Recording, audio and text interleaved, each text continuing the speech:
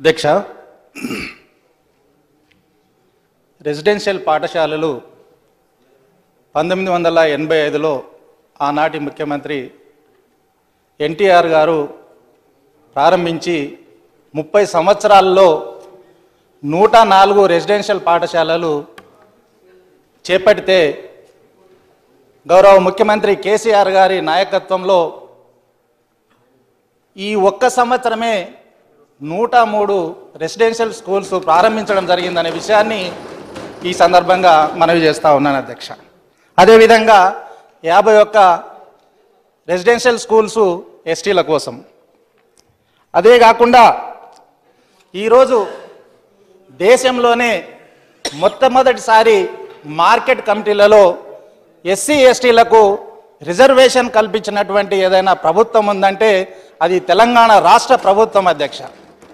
అంతేకాకుండా ఎస్సీ ఎస్టీలకు market కమిటీల్లో reservation కల్పించే బిల్లు తీసుకొచ్చే సందర్భంలో ఒక అపోజిషన్ పార్టీ సభ్యులు ఇందులో మహిళలకు కూడా ప్రాతినిధ్యం ఇస్తే బాగుంటుందని ఒక సూచన చేస్తే ఇమ్మీడియట్గా స్పందించి మహిళల ఆత్మగౌరవాన్ని కాపాడినటువంటి ముఖ్యమంత్రి మన ముఖ్యమంత్రి కేసీఆర్ గారు అధ్యక్ష. అదేవిధంగా ఈనాడు సన్నబియ్యం అధ్యక్ష, సన్నబియ్యం అనగానే నాకు చిన్ననాడు చదువుకున్నటువంటి హాస్టల్ పరిస్థితి గుర్తొచ్చింది అధ్యక్ష. నేను కూడా 4వ తరగతి నుంచి 10వ తరగతి వరకు హాస్టల్లో ఉండి చదువుకున్నాను. పొద్దున చారు లాంటి పప్పు వేసేది, ప్లేట్లో అన్నం పెట్టేది, మళ్ళీ భోజనం చేయాలంటే సాయంత్రం తినాలి. ఆ పొద్దున పెట్టినటువంటి అన్నము పప్పు సగం తిని సగము పెట్టెలో పెట్టుకొని మధ్యాహ్నానికి వచ్చి మళ్ళీ తిని ఈ విధంగా ఆనాడు పరిస్థితి ఉంటే ఈనాటి ముఖ్యమంత్రి మన ముఖ్యమంత్రి కేసీఆర్ గారు నా పేద పిల్లలు దళిత పిల్లలు కూడా మేము తిన్నట్టే సన్నబియ్యం తినాలనే ఆలోచనతో మానవతా దృక్పథంతో సన్నబియ్యం పథకాన్ని ప్రవేశపెట్టడం జరిగింది అధ్యక్ష. అంతేకాకుండా అధ్యక్ష, ఈరోజు కళ్యాణ లక్ష్మి పేదలు దళితులు ఒక అమ్మాయి పెళ్లి చేయాలంటే ఎంతో కష్టం. ఆ 51,000 రూపాయలు ఏదైతే మన ప్రభుత్వం ఇస్తుందో ఆ 51,000 రూపాయల్లోనే మొత్తం పెళ్లి చేసేటటువంటి కుటుంబాలు 95% దళిత జాతిలో ఉన్నాయనే విషయాన్ని, అదేవిధంగా ఈ పథకం దేశంలోనే ఏదైనా రాష్ట్రం అమలు చేస్తుందంటే అది తెలంగాణ రాష్ట్ర ప్రభుత్వం అనే విషయాన్ని కూడా ఈ సందర్భంగా మనవి చేస్తున్నాను అధ్యక్ష. అంతేకాకుండా 6 కేజీల బియ్యం, ఈ 6 కేజీల బియ్యం అత్యధికంగా లబ్ధి పొందేది దళిత గిరిజనుల అధ్యక్ష.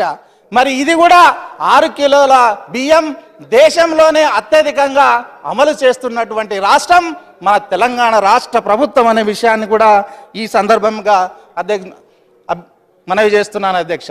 అంతేకాకుండా మరి మేము ఎకనామిక్ సపోర్ట్ స్కీమ్ కింద అనేక విధాలుగా దళిత గిరిజన జాతులకు లబ్ధి చేకూర్చినామని ఈనాడు గొప్పలు చెప్తా ఉన్నారు.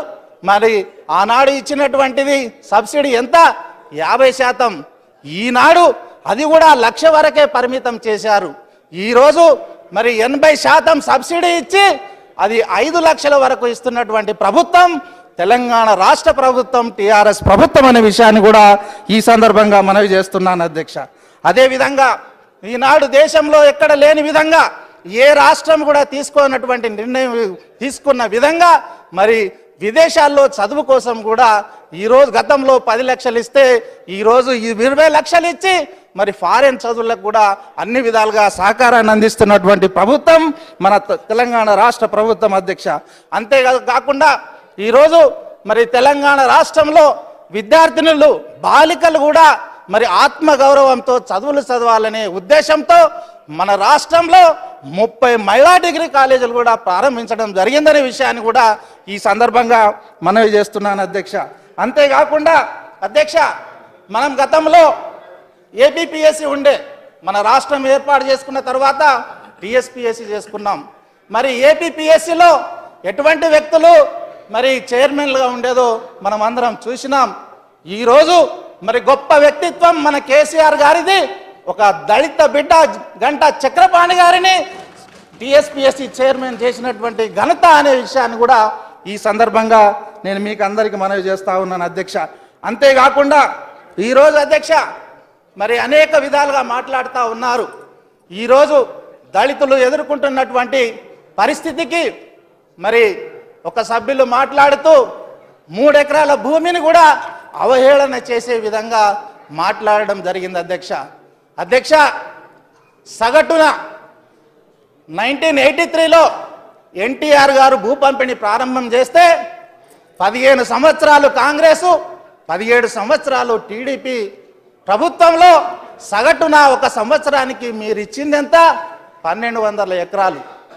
ఈ 2.5 సంవత్సరాల్లో టీఆర్ఎస్ ప్రభుత్వం 3862 ఎకరాలు సంవత్సరానికి సగటున ఇవ్వడం జరిగిందనే విషయాన్ని మీరు మర్చిపోతున్నారా అని మీ ద్వారా వారిని నేను అడుగుతా ఉన్నాను అధ్యక్ష.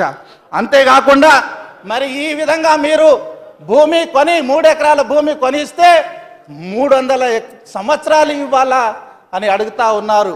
300 సంవత్సరాలు కాదు, మరి ఈ శాసనసభలో ఉన్నటువంటి ప్రతి ఒక్క సభ్యుడు కష్టపడి మరి మీరు భూమి 5 లక్షలు 6 లక్షలు పెట్టి కూడా కొని ఇస్తా ఉన్నాం. మీకు దళిత జాతి బిడ్డల పైన చిత్తశుద్ధి ఉంటే మీరు స్వయంగా కష్టపడి కొనండి. ప్రభుత్వం ఎంత ఖర్చు పెట్టైనా ఆ భూమి కొని దళిత రైతాంగానికి ఇవ్వడానికి సిద్ధంగా ఉన్నదనే విషయాన్ని కూడా ఈ సందర్భంగా మనవి చేస్తా ఉన్నాను అధ్యక్ష. ఈరోజు అధ్యక్ష మన కేసీఆర్ గారు మనకందరికీ తెలుసు, 20 సంవత్సరాల క్రితమే నేను కూడా వారు ఎమ్మెల్యేగా సిద్దిపేటలో ఉన్నప్పుడు ఒక ఇంజనీర్గా పనిచేసినటువంటి అనుభవం నాకు ఉంది.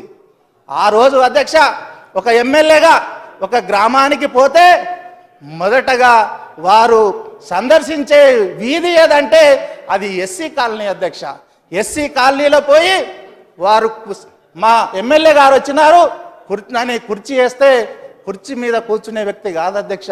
కింద సాప వేసుకొని సాప మీదనే అందరిని కూర్చోబెట్టుకొని మరి అన్ని విధాలుగా వారి బాగోగులు అన్నీ తెలుసుకొని మరి ఆ గ్రామం నుంచి వారి సమస్యలు పరిష్కారం చేసే విధంగా బయటకు వచ్చేది అధ్యక్ష. మరి ఆనాడు ఆ విధంగా ఒక గొప్ప మానవతావాదిగా ఆ విధంగా వారు సందర్శించడం వల్లనే వారి కష్ట సుఖాలు తెలుసుకున్న వ్యక్తిగా, వారి సాధక బాధకాలు తెలుసుకున్న వ్యక్తిగా ఈరోజు అనేక పథకాలు మరి ఈరోజు కళ్యాణ లక్ష్మి అనండి, 3 ఎకరాల భూమి అనండి, ఫారెన్ స్టడీస్ అనండి, అంతేకాకుండా అన్ని విధాలుగా సామాజికంగా ఆర్థికంగా దళిత గిరిజన జాతిని అభివృద్ధి చేద్దామనే ఆలోచనతో ముందుకు సాగుతున్నటువంటి మన ముఖ్యమంత్రి కేసీఆర్ గారు అనే విషయాన్ని ఈ సభలో ఉన్నటువంటి అందరూ కూడా గమనించాలనే విషయాన్ని ఈ సందర్భంగా మీకు అందరికీ మనవి చేస్తూ, అంతేకాకుండా ఈరోజు మరి ఎస్సీ సబ్ ప్లాన్ యాక్టు మేమేదో గొప్ప చేసినాం, మేమే తెచ్చినామనే గొప్పలు చెప్తా ఉన్నారు అధ్యక్ష. ఈ సభలో గతంలో కూడా నేను ఉన్నాను 2009 నుంచి 14 వరకు. ఆ రోజు మా సోదరులందరూ దళిత ఎమ్మెల్యేలందరూ కూడా కలిసి మరి ఇది ఎస్సీ సబ్ ప్లాను ఒక ప్లాన్గానే ఉంటున్నది, మరి దీనికి కేటాయించినటువంటి డబ్బులు చేవేళ్ల ప్రాణహిత ప్రాజెక్టులకు మళ్ళిస్తున్నారు, పోతిరెడ్డిపాడు ప్రాజెక్టులకు మళ్ళిస్తున్నారు. ఈ విధంగా అన్యాయం జరుగుతుంది మన దళిత జాతికి.